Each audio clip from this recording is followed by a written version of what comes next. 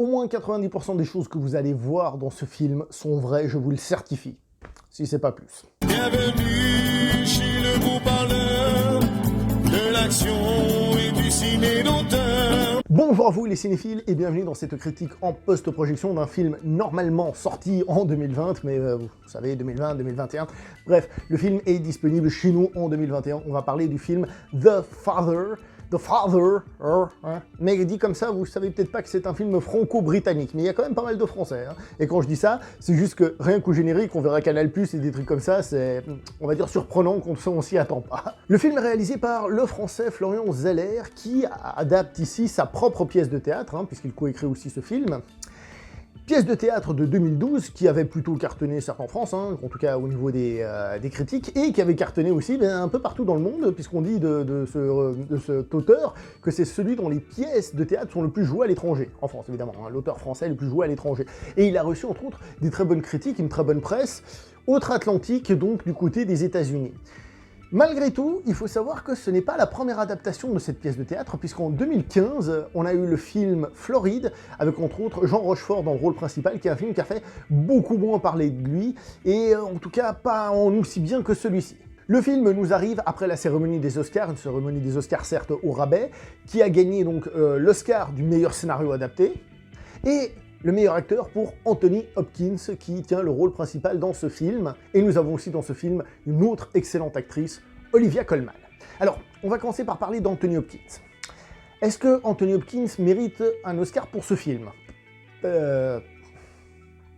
Honnêtement, j'ai vu le film, j'ai fait...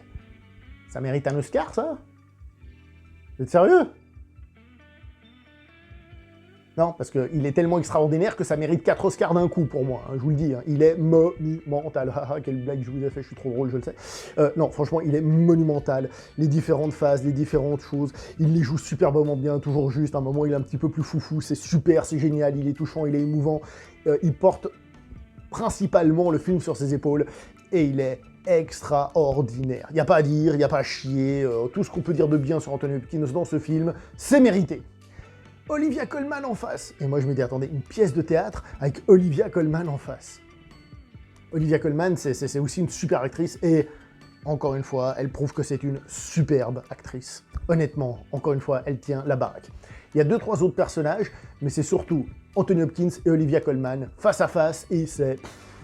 extraordinaire, extraordinaire, c'est ouf, c'est ouf, c'est ouf, c'est ouf, c'est ouf. Ce qui est intéressant aussi, c'est que pour un premier film, alors certes, la mise en scène n'est peut-être pas la plus tape à l'œil, hein, vu le film que c'est-à-dire un drame qui se passe plus ou moins au même endroit, c'est assez sobre, mais il y a quand même un travail de lumière que j'ai trouvé très intéressant pour mettre en valeur les choses qu'il faut, les visages, etc.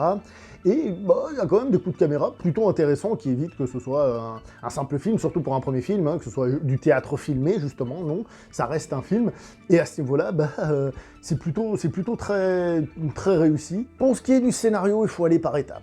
Tout d'abord, je vous l'ai dit en intro, j'ai eu la malchance de vivre quelque chose proche de ce film, et je pense pas être le seul, honnêtement, et de mon vécu, de ce que j'ai vu, 90% de ce qu'il y a dans le film, c'est des choses que j'ai vécues. Après, j'ai vécu d'autres choses qui ne sont pas dans le film, et dans le film, ils vivent des choses que je n'ai pas vécues. Après, je pense, comme d'habitude, chaque cas est particulier, mais ce que je veux dire par là, c'est que c'est très réaliste. C'est hyper réaliste. Vous ne vous rendez même pas compte à quel point c'est réaliste si vous n'avez pas vécu ça. Donc, si vous ne l'avez pas vécu, jetez-y un coup d'œil, ça vous servira à vous préparer peut-être dans l'avenir, sait-on jamais. Ce qui est intéressant avec ce film au niveau du scénario, c'est qu'il ne se cache pas. On sait exactement où il va d'entrée de jeu. Je veux dire, il ne le verbalise pas, blablabla, mais on sait ce qui se passe. Honnêtement, il n'y a pas besoin d'explication. Mais ce qui est aussi vraiment cool, c'est qu'on voit tout le film à travers les yeux du personnage d'Anthony Hopkins. On n'a pas une vision externe, c'est toujours à travers ses yeux. Et le film, qui donc, on va pas se mentir, il nous parle de la vieillesse, il nous parle d'Alzheimer, je vais le dire. Hein. Le terme n'est même pas cité dans le film, mais c'est Alzheimer. Et ben vous savez quoi ?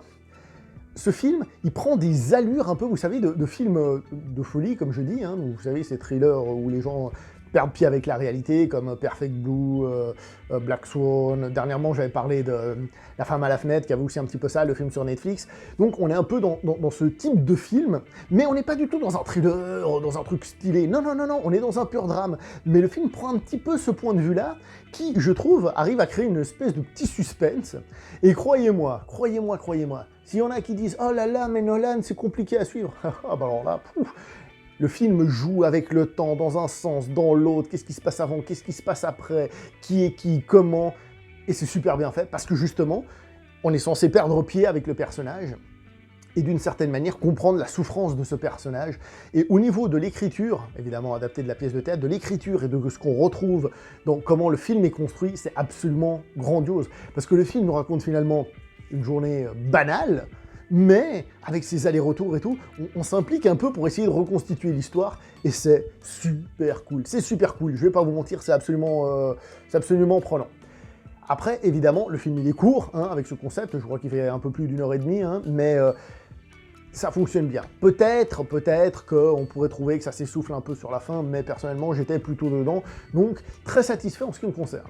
Donc ce film qui arrive, entre guillemets, un peu de nulle part, c'est pas quelque chose de nouveau, puisqu'on a eu la pièce de théâtre, on a déjà eu une adaptation en France, mais pourtant, on a cette sensation que c'est un truc nouveau, et en plus, c'est un film qui parle un peu de la vieillesse et tout, hein. Et d'ailleurs, au passage, il faut avoir le courage, aussi, en tant qu'acteur, de se mettre face à cette situation, une situation à laquelle, avec de la chance, on va y arriver, vous voyez ce que je veux dire? Pas facile du tout. Donc, ce que je disais, c'est que c'est un film qui finalement fait du neuf, avec du vieux, que ce soit la pièce de théâtre, mais aussi avec la thématique du film. Que demande le peuple? Non, sérieusement, c'est un très bon film. Après, évidemment, je vais pas vous mentir, c'est pas un film grand public, comme je vous ai dit, c'est pas un thriller, c'est pas un film d'action, vous êtes pas bête, c'est un drame, mais si vous êtes le public visé par ce film, hein, à peu près visé par ce film, je pense qu'il va vous toucher au cœur. Encore une fois, je le répète, le réalisme fait qu'il va attraper beaucoup de gens qui voient ce film et qui vont se reconnaître là-dedans, dans les difficultés du père, certes, mais aussi de la fille à gérer cette situation-là. Et oui, les choses sont compliquées. Mais au-delà de cela, le film en lui-même, parce que c'est bien de se reconnaître dans un film, mais il faut essayer d'être capable de voir si le film en lui-même est bon, le film en lui-même, bah vous savez quoi. Je vous l'ai déjà dit, mais je vais vous le répéter une dernière fois pour être sûr que vous compreniez, il est très bon. Voilà. Rentrer plus, c'est commencer à vous raconter le film, et raconter le film, c'est jouer sur les détails, et sur les subtilités de comment tout ça se mélange, etc. Donc après, il faut juste voir le film. Et donc du coup, bah moi je vais m'arrêter là pour cette vidéo. Très courte, mais ça ne veut pas dire qu'il ne faut pas liker, qu'il ne faut pas vous abonner, qu'il ne faut pas partager, parce que peut-être ça vous sort de l'esprit, donc il faut que je vous le répète. Hein. On se voit prochainement pour une prochaine vidéo, portez-vous bien, et ciao tout le monde.